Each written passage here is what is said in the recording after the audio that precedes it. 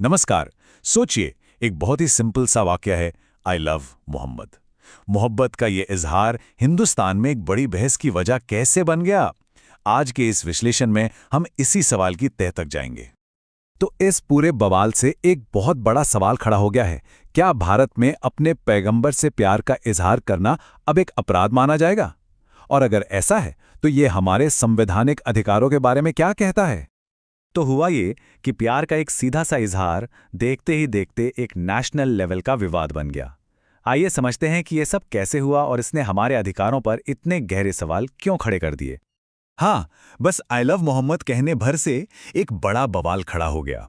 अब ये सिर्फ एक वाक्य नहीं रहा, ये तो उस बहस की जड़ बन गया जिसने सोर्स के मुताबिक पूरे देश में एक नई डिस्कशन छेड़ दी है। तो सवाल ये है कि ये सारा मामला आखिर शुरू कहाँ से हुआ? देखिए, किसी भी कंट्रोवर्सी को समझने के लिए ना उसकी जड़ तक जाना बहुत जरूरी होता है। तो चलिए एक नजर डालते हैं उन घटनाओं पर जिन्होंने इस पूरी सिचुएशन को जन्म दिया। तो बात शुरू हुई ईद मिलाद उन नबी के मौके से। इस दिन कई मुसलमानों ने अपने घरों पर और जुलूसों में आई लव मोहम्मद लिखे हुए बैनर्स लगाए। अब जिसे वो अपनी आस्था का एक प्रदर्शन बता रहे हैं, सोर्स के मुताबिक उस पर कुछ ऐसी प्रतिक्रियाएं हुईं कि पुलिस ने कई जगहों पर एफआईआर तक दर्ज कर ली। और पुलिस की इसी कार्रवाई ने इस पूरे एनालिसिस के सेंटर में एक सवाल खड़ा कर दिया है। क्या अपने प्यार का इजहार करना और अशांति फैलाना, क्या ये दोनों एक ही बातें हैं? सोर्स अपनी सारी दलीलें इसी सवाल के इर्द गिर्द रखता है। अब इस बहस को ठीक से समझने के लिए हमें कानून और संविधान की तरफ देखना होगा, क्योंकि सोर्स का जो मेन आर्गुमेंट है ना, वो हमारे संवैधानिक अधिकारों पर ही टिका है। देखिए, हमारा संविधान अपने आर्टिकल 25 में बिल्कुल साफ साफ कहता है कि हर नागरिक को अपने धर्म को मानने, उसका पालन करने और उसका प्रचार करने की पूरी पूरी आज़ादी है। मतलब इसमें अपने धर्म को मानने का हक, उसके हिसाब से अपनी जिंदगी जीने का हक और अपनी आस्था को दूसरों तक पहुंचाने का अधिकार सब कुछ शामिल है। और सोर्स के हिसाब से यही अधिकार हमारे लोकतंत्र की एक बहुत मजबूत बुनियाद है।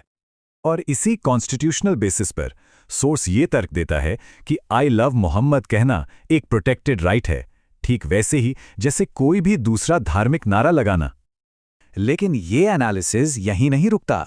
वो एक कदम और आगे बढ़कर एक बहुत चुभता हुआ सवाल पूछता है, क्या कानून सबके लिए एक जैसा लागू हो रहा है? और यहीं से दोहरे मापदंड यानी डबल स्टैंडर्ड का आरोप सामने आता है। सोर्स एक तरह के विरोधाभास, एक कॉन्ट्रडिक्शन की तरफ इशारा करता है। सोचिए, एक तरफ जय श्री राम या हर हर महादेव जैसे नारे हैं जो आमतौर पर बिना किसी रोक टोक के इस्तेमाल होते हैं, और फिर वहीं दूसरी तरफ आई लव मोहम्मद कहने पर विवाद और एफआईआर की कार्रवाई हो जाती है। ये एनालिसिस इसे एक साफ साफ डबल स्टैंडर्ड के तौर पर दिखाता है। अब सोर्स का तर्क ये है कि इस तरह का जो कथित डबल स्टैंडर्ड है, वो मुसलमानों के अंदर ये एहसास पैदा करता है कि उनकी आवाज़, उनकी आस्था और उनकी पहचान को दबाया जा रहा है। एनालिसिस के मुताबिक ये मामला सिर्फ एक नारे का नहीं है, बल्कि ये बराबरी और इंसाफ के उसूलों से जुड़ जाता है। तो फिर सवाल उठता है कि कानून का सही इस्तेमाल क्या है? और ये एनालिसिस इस बात पर बहुत जोर देता है कि कानून तोड़ने और सिर्फ अपनी भावना को जाहिर करने में फर्क करना कितना ज्यादा जरूरी है।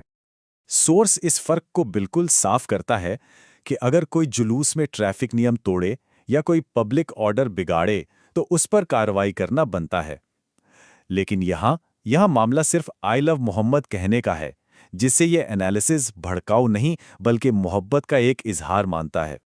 और इसीलिए ये एनालिसिस घूम फिर कर बार बार एक ही सवाल पर वापस आता है, क्या प्यार का इजहार करना और अशांति फैलाना एक ही चीज है? ये सवाल असल में पुलिस की पूरी कार्रवाई के आधार को ही चैलेंज करता है। फिर एनालिसिस एक और भी तीखा सवाल उठाता है, क्या हमारा कानून मोहब्बत के इजहार से डर रहा है? या फिर जैसा कि सोर्स आरोप लगाता है, क्या कानून का इस्तेमाल एक खास कम्युनिटी को टारगेट करने के लिए हो रहा है? तो आखिर में ये पूरी लड़ाई है किस बारे में? क्या ये आस्था की लड़ाई है या फिर आज़ादी की? सोर्स इस पूरे विवाद को धर्म के दायरे से बाहर निकालकर हमारे डेमोक्रेटिक प्रिंसिपल्स के आईने में देखता है। और आखिर में ये सोर्स इस नतीजे पर पहुंचता है कि आई लव मोहम्मद का ये विवाद असल में कोई धार्मिक मुद्दा है ही नहीं, बल्कि ये तो हमारी आज़ादी, हमारी बराबरी और खुद हमारे संविधान के उसूलों को लेकर एक संघर्ष है। हम इस पूरे विश्लेषण को सोस के एक बहुत ही पावरफुल विचार के साथ खत्म करते हैं। जब मोहब्बत जताना गुनाह बन जाए तो समझ लो कि लोकतंत्र खतरे में है। ये एक ऐसा सवाल है जो सीधे सीधे हमारे लोकतंत्र के भविष्य से जुड़ा हुआ है। यकीनन एक सोचने वाली बात है।